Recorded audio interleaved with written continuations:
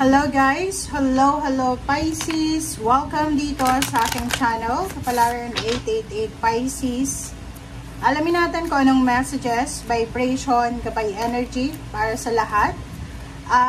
Ito ay weekly tarot reading Pisces. So, alamin natin kung anong message ang para sa inyo. And tingnan natin kung ano din yung guidance na pwede nyong makuha sa linggong ito. Okay. So, unahin natin dito sa barahang to. This is the chakra card. Tingnan natin kung ano yung pwedeng affirmation na pwede nyong i-affirm this week. Okay. So, kumuha lang tayo dito ng isang baraha. So, kung ano yung lumabas dito, yun yung i-affirm natin sa linggong ito para sa'yo. Okay, Pisces. Pisces, ano ba yung pwedeng affirmation natin para sa inyo? Okay. Pisces, throat chakra. It's number 20. Number 2, balance. Okay? Stability. So, ibig sabihin niya, etong throat chakra na to ay nagsasabi sa'yo na kinakailangan mong sabihin kung ano yung mga dapat sabihin. Kasi yung throat chakra, naka-upright siya, diba? Hindi naman siya naka-reverse. So, upright siya. Ibig sabihin, activated yung throat chakra mo sa linggong ito. So, masasabi mo yung mga bagay-bagay na gusto mong sabihin. Like for example, marami kang kinikim-kim na galit, kinikim-kim na hinanakit, or marami kang sekreto ng ibang tao, or marami kang ayaw ibulgar, parang ganon. Sinasabi ng baraha sa'yo dito, Pisces, na this week, yung throat chakra is activated. So, gawin mo ang lahat. And be true to what you speak, what you say, and true to yourself. Okay? So, ang affirmation mo ngayon is, I speak my truth and encourage others to speak theirs. So, parang ganon. Sinasabi dito ng baraha na magagawa mo, masasabi mo ang lahat ng gusto mong sabihin, and at the same time, may encourage mo din, or pwede mong i-encourage yung ibang tao na maging true to their self din. Okay? So, eto siya. Pisces. Okay, thank you. Dito tayo sa second deck mo, Pisces. Second deck tayo. Tingnan natin, ano ba ang message para sa lahat ng Pisces in general? Okay, general message para sa lahat ng Pisces. Okay. Distant horizon. Okay, distant horizons. Number 36 is number 9. So, 6 plus 3 is 9, is near to completion, Pisces.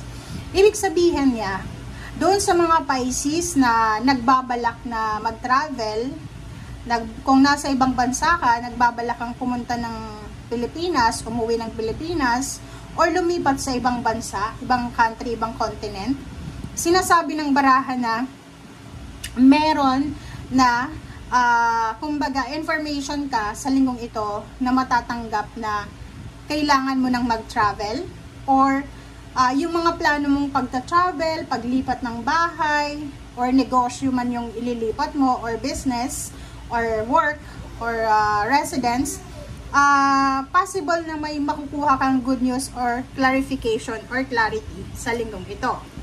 Okay, thank you. Tingnan natin, Pisces, sa third deck mo. Ano ba ang message na para sa'yo? Okay, Pisces, Pisces, Pisces. I hope na makaresonate ka dito. Pisces. Pasensya na guys kung medyo may umuugong kasi aircon yan. Sobrang init kasi dito. Okay. First card, second card, and third card. First three cards mo sa third deck, sinasabi ng baraha na 5 of Pentacles, the Hierophant, King of Swords. Nakikita ko sa iyo dito, if you are suffering 5 of Pentacles is financial scarcity, physical health problems, parang ganon. Merong Hierophant dito. Yung Hierophant is you are married or you are connected You have a family support system. Natutulungan ka nila para makaalis ka dyan sa Five of Pentacles. So, ibig sabihin, or maybe doctor, kung halimbawa na may physical health problem ka, yung doctor mo as Hierophant, bibigyan ka niya ng ideas kung paano ka mag-heal sa sakit na meron ka or sa dinaramdam mo. If money, bangko to, or any instituents, or ano ba yan, persona ba yan, company, community, na pwedeng maging Hierophant sa buhay mo. Ang Hierophant sa buhay mo, they are your friends, they are your family, they are your loved ones, they are your mentor, allies, or kung sino man ito, Pisces, na willing ka na tulungan para mabago yung direction mo sa mundo. Like yung King of Swords, this is your straight line direction. Ito yung purpose mo, ito yung gusto mo, ito yung plano mo. So, you are lucky, you are fortunate, because this week, sinasabi ng barahan na napapaligiran ka, Pisces, ng mga taong tutulungan ka para makasurvive ka sa kung ano man na Five of Pentacles na meron ka. Yung Five of Pentacles is maybe may mga financial problems or may health issues ka. So, sinasabi ng barahan na you don't need to worry. Okay? You don't need to worry kasi may possible na solution or resolution dito na darating sa'yo na pwedeng makapagpabago ng direction mo. Okay? Okay, the Tower, Hangman, and Seven of Pentacles. Yun. So, sinasabi ng barahan sa iyo, Pisces, sa usaping pera naman tayo. Sa usaping pera, halimbawa, 7 months ka nang naghihintay ng pension mo. 7 months ka nang naghihintay ng lump sum of money or ng bayad sa utang na inutang sa'yo. But, you suffered Tower, you suffered Hangman. So, ibig sabihin, may pera dapat na pumasok sa buhay mo. Sa paligid mo, may pera dapat na bumubuhos for that certain days or months or years. But the problem is, may binahang siya. May binahang, maybe hindi natuloy. It's either contract signing, it's either lump sum of money, inheritance, or kung ano man siya na pwedeng naging rason kung bakit bumagsak yung foundation mo. Yung foundation mo, depende yan sa'yo ha. It's either relationship with yourself, with someone else, with your spouse, boyfriend, girlfriend, parents, siblings, relatives, or kung sino man, or relationship with money. Okay, so, ang sinasabi sa'yo ng 3 cards na yan, the Tower, the Hangman, and Seven of Pentacles, kung ano man daw ito na hinihintay mo, lalo na sa usaping pera siya, like yung iba na loko, na scam, or pwedeng hindi binayaran ng utang, or kung ano man, like, kasi yung foundation na tower na to is maybe source of happiness mo to eh. So, maybe money yan, a friendship, relationship. Basta sinasabi ng bara sa'yo, kung ano yung nawala sa'yo, Pisces, okay? Kung ano yung nawala, kung ano yung na-delay, ay posibleng ibibigay na to sa'yo ng universe starting this week. So, hindi naman sinasabi sa'yo na mabilisan siya kasi wala namang message and energy na mabilis. But, sinasabi sa'yo na kung ano yung nawala, kung ano ang na-delay, ay unti-unti itong ibabalik sa buhay mo. Like, for example, money, health, friendship, support. So, maybe for the last 7 months or 7 weeks, naka-experience ka ng negative or toxic na pangyayari sa buhay mo, maraming nawala, maraming umiyak, or maraming kung ano man. But sinasabi ng barahan na this week there's a recovery, renewal, parang ganon. So, nakikita rejuvenation. So, nakikita natin dito na para kang phoenix rising from the ashes, na babangon ka galing dito sa nawasak na tahanan, nawasak na emotion, nawasak na pera, and nawala, nahang, hindi natuloy, and nandito ka na sa Seven of Pentacles. Sinasabi ng barahan na fruits of your labor. Lahat ng mga sinakripisyo mo, lahat ng mga ginawa mo, ay ibabalik sa'yo ng Panginoon, ng universe, ng sobra-sobra. Okay.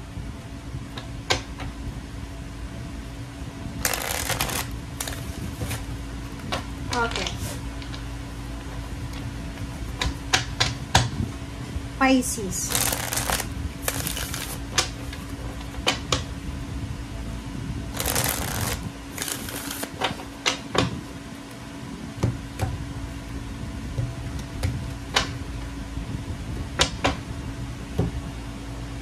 Okay, so tingnan natin. Ano ba yung confirmation dito?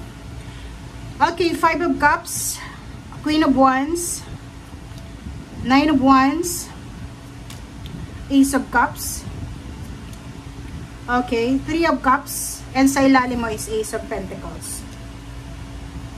So, yun. 8 of Wands sa ilalim din. Sinasabi sa'yo ng baraha Pisces na you need to prepare yourself. Okay?